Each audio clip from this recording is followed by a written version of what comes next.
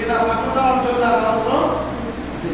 కానీ ఇక్కడ పౌలు గారు ఫిలిప్పీ సంఘానికి చెబుతున్నాడు, ఎవరు మీలో ప్రతివాడు సొంత కార్యాలే కాదు, మీ సొంత పనులే కాకుండా మరి ఏం చేయాలంట, దేవుని యొక్క కార్యాలకి ఇతరుల యొక్క కార్యక్రమం గురించి కూడా మీరు ఆలోచన చేయాలి. ఇతరుల గురించి నువ్వు ఆలోచించాలి, నీ గురించి నువ్వు ఎంత ఆలోచించుకుంటావో అదేవిధంగా దైవ కార్యాల విషయంలో కూడా మనం శ్రద్ధ కలిగి, ఇతరుల గురించిన ఆలోచన కూడా మనం కలిగి,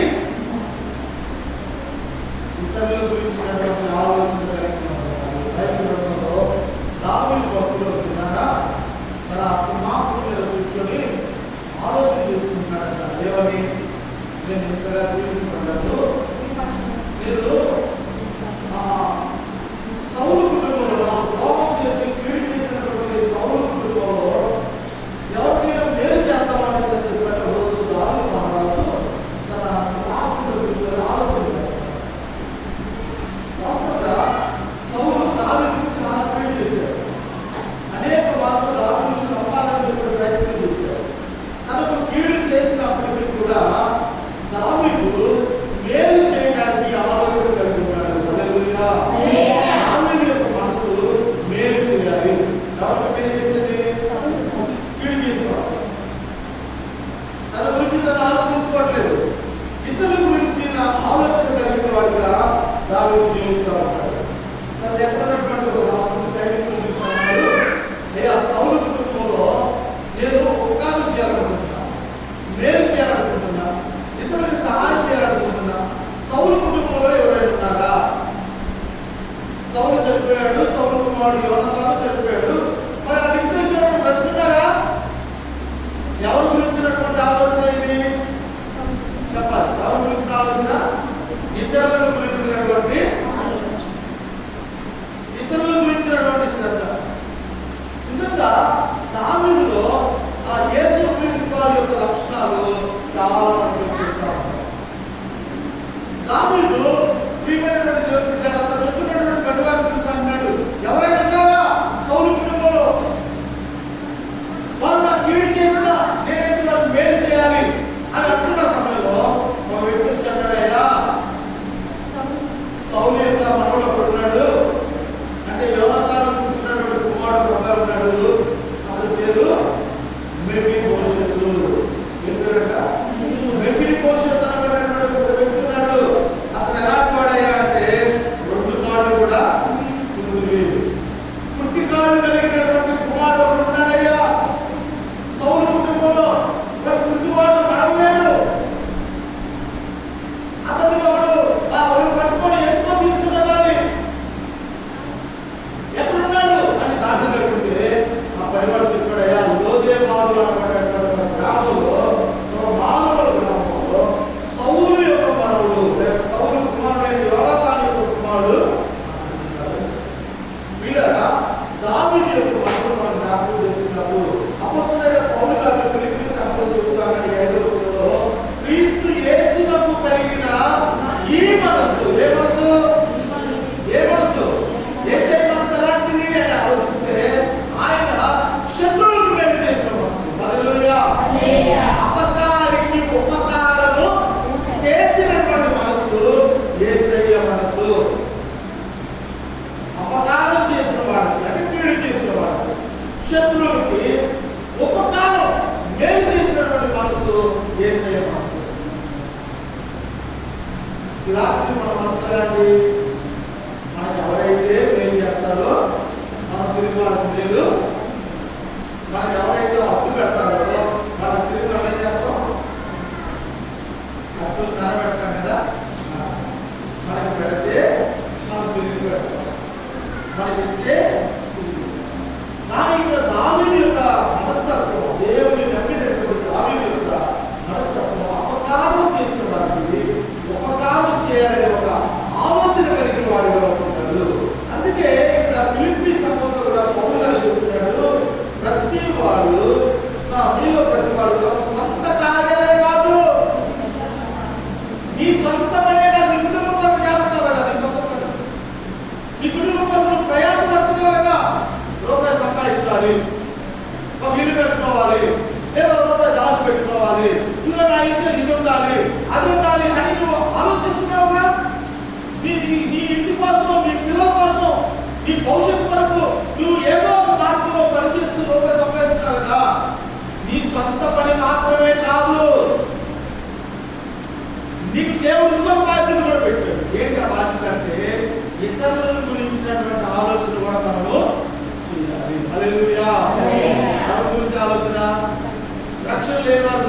అనేటువంటి ఆలోచన మనం చేయాలి.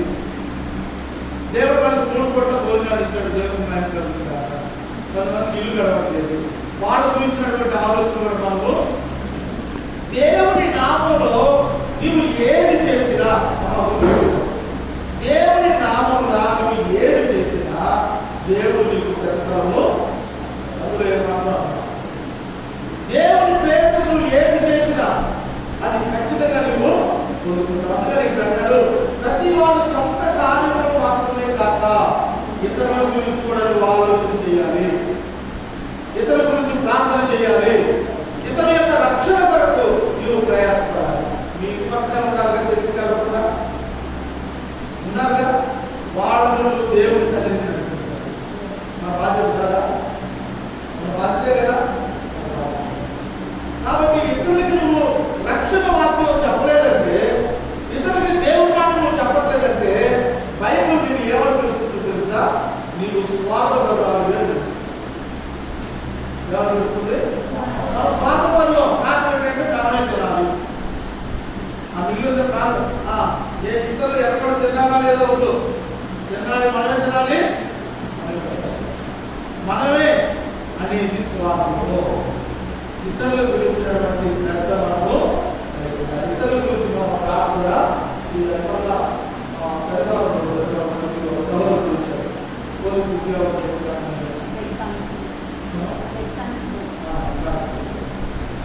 మరి 50,000 పోలీసులట, లక్షల పోలీసు 50,000. విజయవాడ సిఐ గారు ఆయన ద్వారా ఫోన్లో వాక్యాన్ని పోలీసులు సామాన్యంగా మాట్లాడారు. నేను ఆ పోలీసులు తిరిగాను, కానీ ఆయన ఆదివారం వెళ్ళేటప్పుడు కూడా నేను మాట ఏమన్నా అయ్యా మేము అందరూ నమ్ముతాం, కానీ మీ పోలీసులు మాత్రం నాకే నమ్ముది కావట్లేదయ్యా. ఆయన అన్నాడు, ఇదేంటి మాట అన్నా, 3 రోజుల నుంచి చుట్టూ తిరిగాను కదా అన్నా. అయినా ఎక్కడ నాకు చిన్న అనుమానం ఉందయ్యా, ఎవరైనా నమ్మొచ్చు, కానీ మీరు ఆ పోలీసు పట్ల అయినంత వరకు మీరు మంచోళ్ళేనయ్యా. మీరు ఆ డ్రెస్ వేసిన తర్వాత మీరు ఇంకోటి చేస్తాడు, మిమ్మల్ని నమ్మడం నాకెందుకు కొద్దిగా అనుమానంగానే ఉందండి. ఈ మాట తీసుకెళ్ళి సీఏ గారు అన్నాడంటే, రేపు గుంటూరులో 18వ తారీఖు గుంటూరులో మీటింగ్ జరుగుతుంది, ఆ పాస్టర్ని తీసుకున్నట్టు వాళ్ళ సంఘానికి ఒక బస్సు పంపిద్దాం మనం.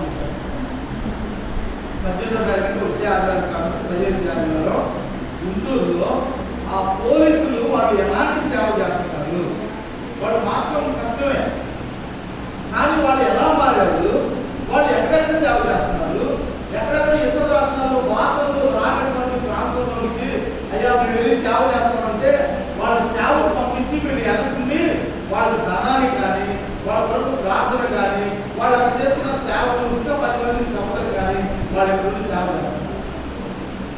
నేను మొన్నటి నుండి 2-3 రోజుల నుంచి ప్రతిరోజు ఉదయకాలం వాళ్ళ వాక్యం వింటా ఉన్నా, సీఏ గారు చెబుతూ ఉంటారు. ఆయన మన వాక్యం మీద ఏమంటాడు తెలుసా? భూలోకం చిన్నది,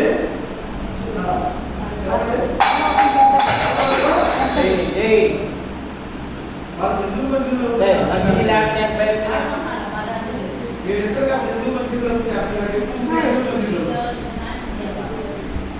పాట పాడే వాళ్ళకి మంచిగా రావట్ల, వాళ్ళకి చెప్పాలి రావట్ల, కూర్చొని ఇన్న వాళ్ళు రావట్లేదు, వీళ్ళిద్దరికి అవుతుంది.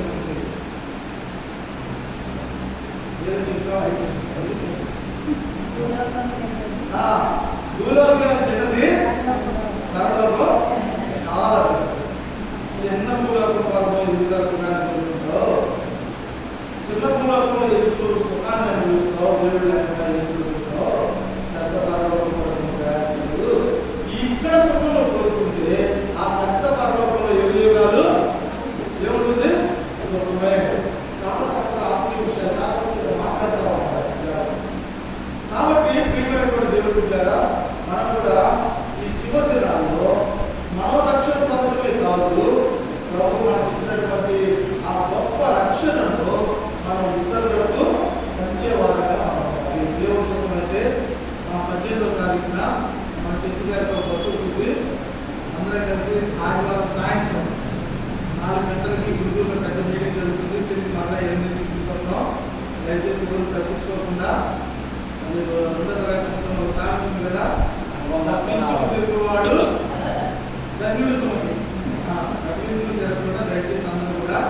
ప్రార్థన కోరుకుంటారండి. వాళ్ళు ఆ బస్సులు చాలా ఖర్చు పెట్టి బస్సు పెడుతున్నారు. మీ సంఘస్థులు అందరినీ రమ్మనండి.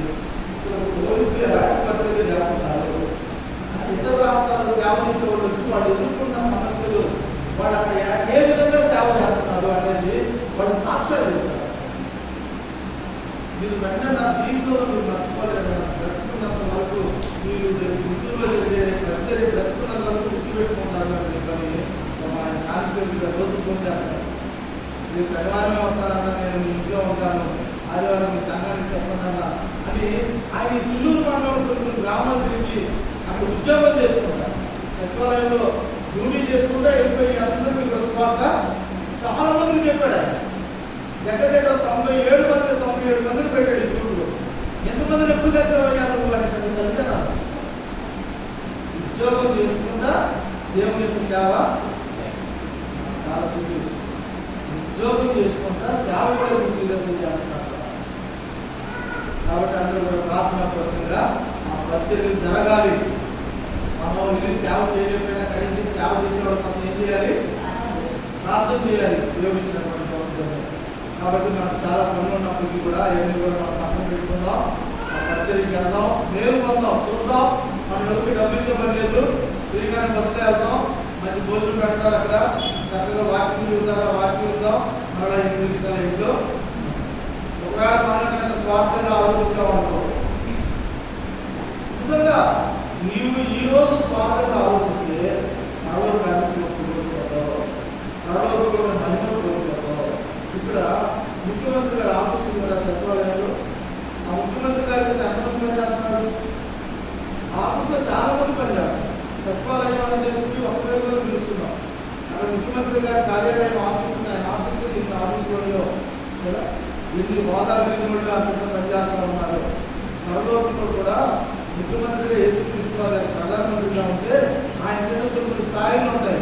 నువ్వు దేవుని కొరకు ఎంత ఇది చేస్తావో అక్కడ కూడా నీకు ఈ స్థాయిని బట్టి నీకు విలువ ఉంటుంది. నేను ఏమి చేయాలి? బాధ్యతను తీసుకున్నా, ఏదో పోతున్నాను అనుకో, భూలోకంలో పేదోడు ఆగినట్టు కానీ పరలోకంలో కూడా పేదోడుగా అయిపోయింది. కాబట్టి జ్ఞాపకం చేసుకున్నాము, స్వార్థపరుడుగా మనము ఉండకుండా ఇతరుల యొక్క క్షేమం గురించినటువంటి ఆలోచన భారం కలిగిన వారిగా మనము ఉండాలి. సమయాలు మొదటి గ్రంథం 25వ అధ్యాయము, సమయాలు మొదటి గ్రంథం 25వ అధ్యాయము.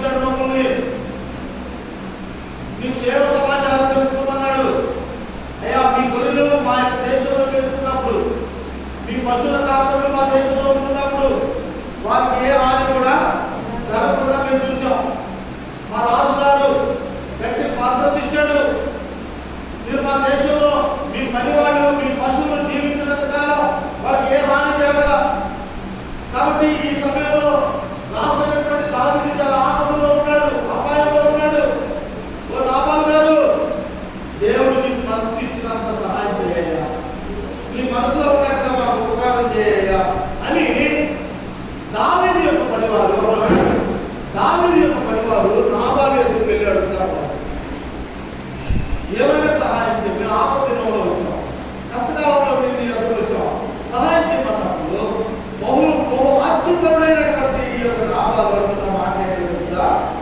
నేను దావీదు ఎవడు? దావీదు ఎవడు? ఇదిగో మర్చిపోయేవాడు. దావీదు చేసినటువంటి ఉపకారం మర్చిపోయేవాడు అవ్వరు. నీ పశువుల కాపరుడు, నీ ఆస్తి ఆ దేశంలో ఉంటున్నప్పుడు దావీదు కాపాడిన సంగతి నువ్వు మర్చిపోయావా?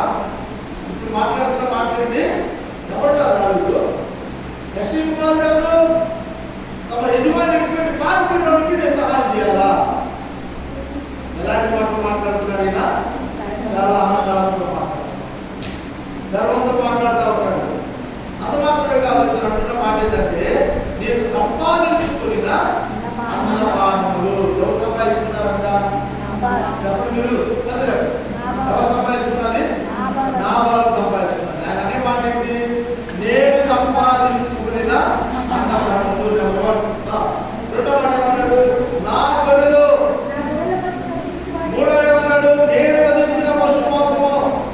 నాలుగోది ఏమన్నాడు? బొత్తిగా వానికి. అప్పుడు ఎన్నిసార్లు చెబుతున్నాడు? 4 సార్లు. ఏమన్నాడు? నేను సంపాదించుకున్నా, నాది. ప్రియరా, ఈ నాబాలు స్వార్థపరుడుగా కనబడతా ఉన్నాడు. నాబాలు యొక్క మాటలు గర్వంతో కూడినటువంటి మాటలు. ఏ మాత్రం కూడా తను కృతజ్ఞత చూపించినట్లుగా ఇక్కడ కనిపించట్లేదు. ఆ నాబాలు గురించి దేవుడు ఏమని రాయించాడో తెలుసా? 3వ వచనంలో చర్యను బట్టి చూడగా నాబాలు మోటువాడును దుర్మార్గుడై ఉన్నాడు. ఎలాంటి వాడు అంటావు? నాబాలు మోటువాడు. మోటువాడు అంటే మూర్ఖుడు.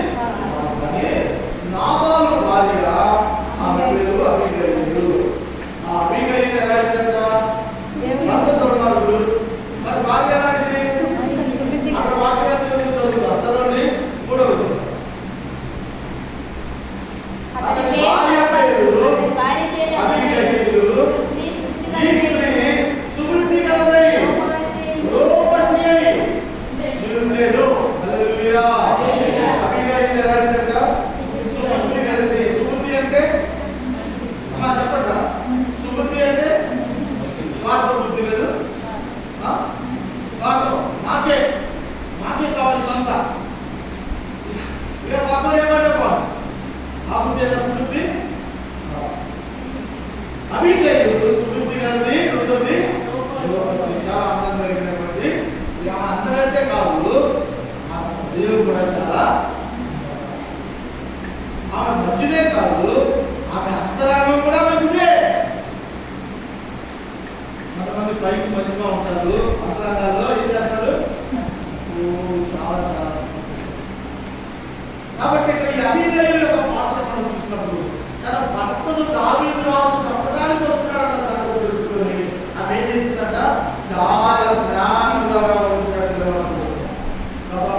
ప్రయాణం చేసింది, దావీదు గారికి కావాల్సినటువంటి భోజన పదార్థాలన్నీ కూడా ఆట సిద్ధి చేసినట్టునే త్వరగా సిద్ధపరచండి అని చెప్పింది. తన భర్త ఏమంటాడో అని ఆమె ఏమాత్రం కూడా పట్టించుకోవాలి. వెంటనే అవన్నీ కాళ్ళ మీద పెట్టించుకొని పరుగు పరుగున పాపంతో బయలుదేరి 400 మంది సైనికులతో వస్తున్నటువంటి దావీదును ఎదుర్కోవడానికి వెళ్ళింది. హల్లెలూయా. కోపంతో ఉన్నటువంటి దావీదుని ఎదుర్కోవడానికి వెళ్ళింది. దావీదును కనుగొని ఆమె తన గార్ధం మీద నుండి దిగి దావీదుకు సాష్టాంగ నమస్కారం చేసి అతని పాదములు అతని కాళ్ళు పట్టుకుంది. హల్లెలూయా. ఎవరు కాళ్ళు పట్టుకుంది? అబీగయీలు. అబీగయీలు పెద్ద ఇల్లు కూడా కాళ్ళు పట్టుకుందా? అబీగయీలు ఏమన్నా రూపం లేనటువంటి స్త్రీనా, సుబుద్ధి లేనటువంటి స్త్రీనా? ఇల్లు రావట్లేదయ్యా అని చెప్పి కాళ్ళు పట్టుకొని కాళ్ళు పట్టుకుంటా మంచి క్షమించు అనేసరికి బాధపడే పరిస్థితి. ఈ యొక్క స్టేటస్ ఏంటి? ఉన్నతమైనటువంటి స్థితి కదా. ఒక గొప్ప ధనవంతురాలు, వాడికి ఏం జరుగుతుంది నాకెందుకులే, నా భర్త మూర్ఖుడు, వాడు ఎప్పుడు చిన్నదానికి పెద్ద గొడవ పెట్టుకుంటాడు, ఆ రాజు వస్తే కానీ 4 తన్నాలే ఇలాంటి బుద్ధి రావాలి అని అనుకుందా? అనుకోలేదు. ఆమె స్వార్థంగా ఆలోచించలేదు. లేదంటే దావీదు సైన్యం తీసుకొని వస్తున్నాడన్న సంగతి తెలిసినట్టే ఒక సంచిలో పట్ట పెట్టుకున్నట్టు పారిపోయిందా? ఆ పని కూడా చెప్పారు. మరి ఏం చేసింది? తన భర్త ప్రాణాలు కాపాడడానికి ఆమె జ్ఞానంగా వ్యవహరించి కోపంతో వస్తున్నటువంటి ఆ రాజునటువంటి దావీదును ఎదుర్కొని సాష్టాంగ నమస్కారం చేసింది. సాష్టాంగం పడిందట. మరి ఏం చేసింది? దావీదు పాదాలు పట్టుకుంది. ఒక ఉన్నతంగా తీసుకున్నటువంటి ఒక స్త్రీ ఆశైనటువంటి దావీదు పాదాలు పట్టుకొని శరణు పట్టినప్పుడు నా జీవితంలో ఉన్నతమైనటువంటి దేవుని పాదాలు పట్టుకోకూడదా? ఉన్నతమైనటువంటి దేవుని మనం ఆశ్రయించకూడదా? వీళ్ళ ఈ స్త్రీ చేసినటువంటి పని ఇంకా దావీదు పాదాలు పట్టుకుని ఏమని చెప్తుంది? ఈ దోషము నాదని అనుకో. నిజంగా దోషం ఆమె చేసిందా? ఆమె ఏ పాపం ఉందో తెలియదు, చాలా మంచిది. పాపం చేసింది తన భర్త, మూర్ఖుడు తన భర్త, దూషించి అహంకారంతో మాట్లాడిన తన భర్త, స్వార్థపరుడుగా ఉంది తన భర్త. వాడు ఏ డాష్లో అయితే నాకెందుకులే, వాడు ఉంటే ఉంటాడు, చస్తే చస్తాడు అని అనుకోవాలి వస్తుంది. కానీ ఈ స్త్రీ చేసిన పని ఏంటంటే తన భర్తకు బదులుగా, తన యజమానులకు బదులుగా ఈమె దావీదు పాదాలు పట్టుకుంటుంది. దావీదు పాదాలు పట్టుకుని ఏమంటుంది? నా ఏలినవాడా, ఈ దోషము నాది. దోషం చేసిన వాస్తవం మీద భర్త, దోషం చేసింది బిడ్డలు, దోషం చేసింది బంధువులు. కానీ ఈ స్త్రీ వారి దోషాన్ని ఏమైనా చేసుకొని దావీదు పాదాలు రాత్రికాల సమయంలో ప్రియులారా, మన కుటుంబ సభ్యుల యొక్క దోషము మనదని దేవుని పాదాలు పెట్టుకున్నాం. బైబిల్ గ్రంథంలో కొంతమంది భక్తులు అంటారు, దేవా ఈ దోషము నాదని నన్ను క్షమించేయాలి అంటున్నారు. యెరూషలేము మందిరం కాల్చబడుతున్నటువంటి సమయంలో భక్తులు అంటారు, అయ్యా ప్రజల యొక్క పాపం నాదని నేను ఒప్పుకుంటున్నా. చేసింది ప్రజలు, పాపం చేసింది, కానీ ఒప్పుకుంటుంది భక్తులు. ఇప్పుడు కూడా మనం జ్ఞాపకం చేసుకున్నప్పుడు మన కుటుంబాల్లో ఇంకెవరైనా రక్షణ పొందలేదా? స్వార్థంగా ఆలోచించుకుని మనం ఏం చేయాలి? అయ్యా నా భర్త యొక్క పాపం కావాలని ఆయన్ని నేను పాదాలు నా రక్త సంబంధం యొక్క దోషం నాదని ప్రభువా నిన్ను ఆశ్రయిస్తున్నాను, క్షమించయ్యా, దోషాలు మన్నించయ్యా, శాపాన్ని కొట్టివేయ్యా అని చెప్పని మనం దేవుని యొక్క సన్నిధానంలో మనం ప్రార్థన చేయాలి. ఇక్కడ ఈ అభినయుడు ఈ దోషం నాది, నాదయ్యా, నాదని అనుకో, నేను చేశాను అనుకో, నీ పాదాలు పట్టుకుంటున్నాను అని చెబుతూ అంది నీ దాసురాలైన నన్ను మాట్లాడని. ఎవరు మాట్లాడుద్ది? ఎవరు మాట్లాడుద్ది చెప్పండి. ఏలినవాడా, నీ దాసురాలైన నన్ను నేను చెప్పు మాటలు ఆలకించు. పాపంతో ఉన్నవాడు వింటాడా?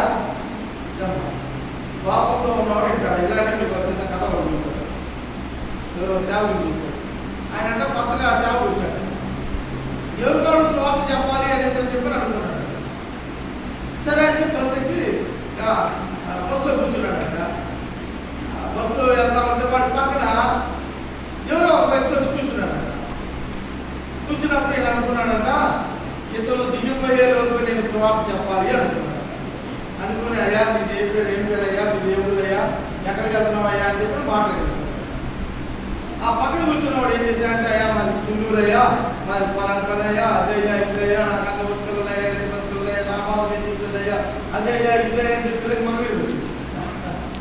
మంగళగిరి వచ్చేసి ఈ వాక్యం చెప్పాడు. చెప్పాలి మధ్యలో చెప్పుకున్నాడు, చెప్పేదంటే నువ్వు అంటాడు.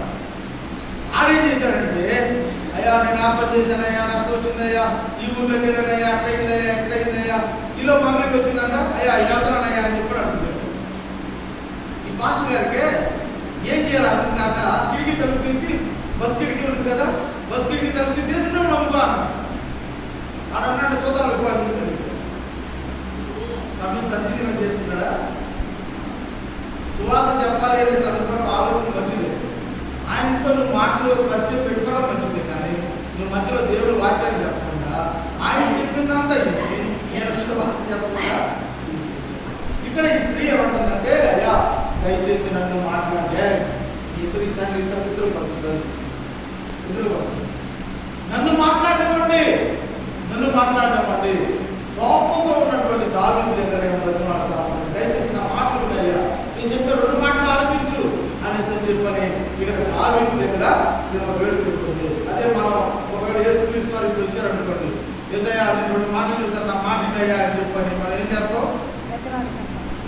2 మాటలు కాదు, 2 మాటలు చెప్పి విడిచిపెడితే బాగానే ఉంటుంది.